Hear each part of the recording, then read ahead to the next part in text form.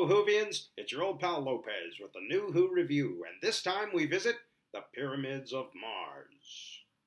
The Doctor and Sarah Jane finally make it back to Earth to Unit HQ. However, it's 1911 and it's not Unit HQ yet. The old Priory is owned by Egyptologist Marcus Scarman, who has been possessed by a godlike being, an Osiran named Sutekh. Sutekh has been held for centuries in a pyramid in Egypt, trapped there by a beam transmitted from a pyramid on Mars. Now, Scarman, along with a small army of mummies, too early, too early. These are mummy robots. Genius. We're keeping it. Mumbots. The Mumbots are building a missile to destroy the pyramid on Mars to unleash the evil Sutekh and bring about the end of all life. Only the Doctor can save us from the ultimate evil that lies within the Pyramids of Mars. This story originally aired in October and November of 1975 and is really great all around. The sets were well dressed, especially the Egyptian-themed areas. Now, I happen to have the playset behind me, included in the Fourth Doctor Adventure set. See? The Mumbots, right here. Look. There you got the Mumbots in there, and you got the ceremonial jars, and right here it says, right there, Adventure set. No, we can't play with it. It's meant in box. You don't play with that. It's an adventure set. It's an adventure of the mind. You have to imagine it. See? Where are you going? We need milk.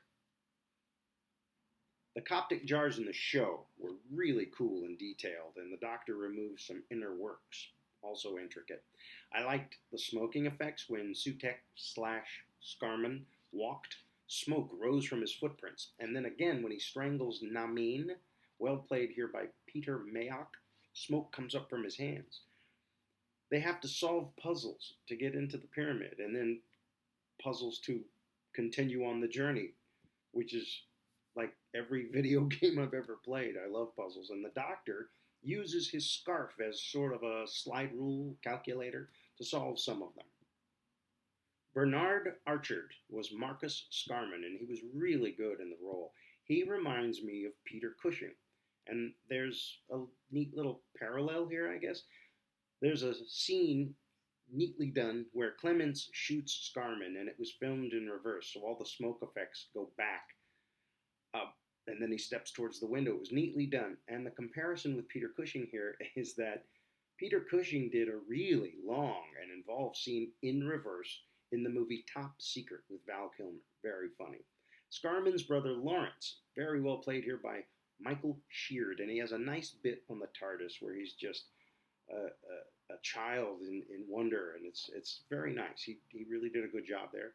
Sutekh, played by Gabriel Wolf. And though we only see the mask, the actor behind it does a fantastic job. The power of his voice is very menacing.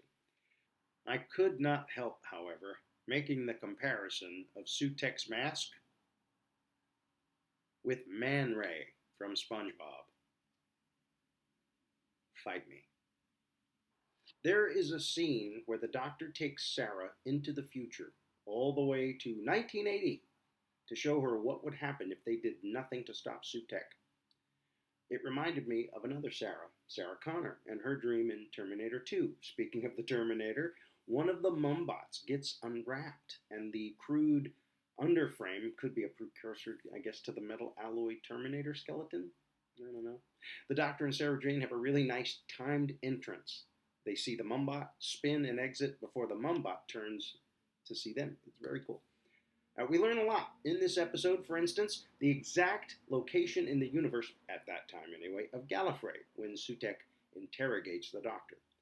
The Doctor survives strangulation because he has a respiratory bypass system. It's useful in a tight squeeze, he says.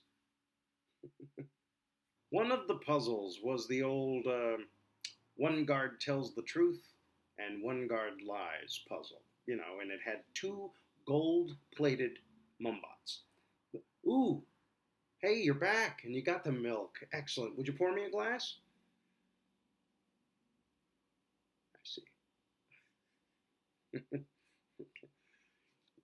The Doctor dispatches Sutekh in a very clever way. He manipulates the length of the time tunnel until Sutekh dies of old age. The collapse of the tunnel causes a fire that burns the Priory down, as it already had historically, and the Doctor and Sarah Jane make a hasty retreat, not wanting to be blamed for it like he was back in 1666. And we all know what happened in 1666, right? I didn't either. Yeah, no, I had to Google it. I won't lie. He meant the Great Fire of London. And once again, the Doctor and Sarah Jane are off in the TARDIS. For me? Dude, thanks. Here, here. Go have an adventure.